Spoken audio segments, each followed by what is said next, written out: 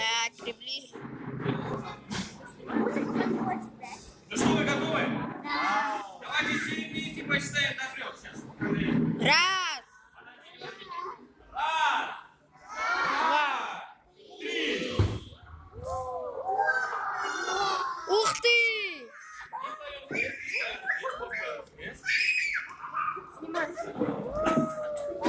О, холодное все.